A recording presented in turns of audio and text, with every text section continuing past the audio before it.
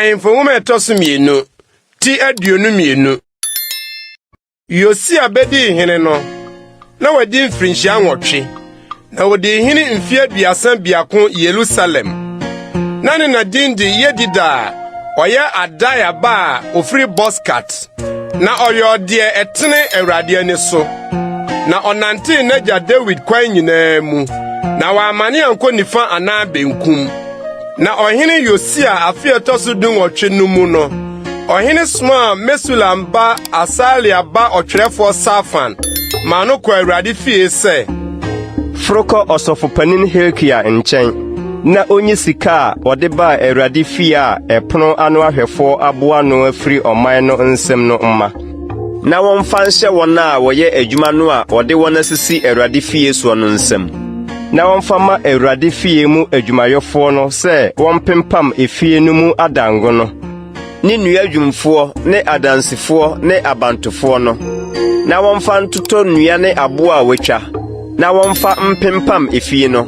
nanso wone won musika a wode ahye won nsa no ho nkonta efrise woye no nukremu. Na osofopanin Hilkiah ka kire otwerefo Safan se na humra nwoma no Awurade fie.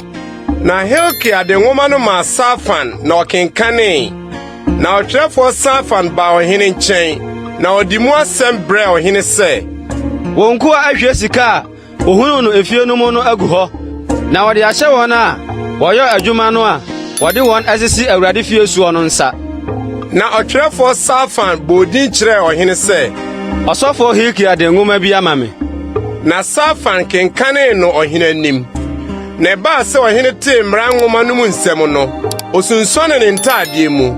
na ohene hye osofo Hilkiah ni Safan ba Ahikam ni Mikaya ba Akbol ni otwerefo Safan ni ohene akoa Asaya se monkonko bisa Awurade ma me ne oman yi ne Yuda nyina nwoma mahunu yi mu nsem no nti na Awurade abufuhia adare atia yen no yekase efrise yen ajanom antie nwoma yi mu nsem no se wobeye sede watwe no yen ho no.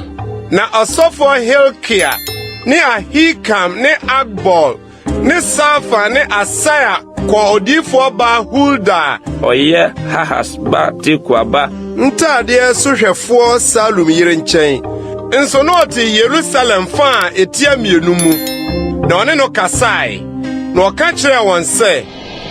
Awurade Israel Yankopon sie nie mko kan kire oberima osma momenchen no se Awurade sie nie hwe mede bone beba ha ne hafo so de nwuma Yuda hene akenkan no mu nsem nyina tie esan se wagya me na wakwahye aduhwam ama enyame foforo wode wonsa anu adwuma nyina rehumebo enti mabufuhie bedere atia ha yi na erinum na Yuda hene a osoma mo se mo bisa Awurade no de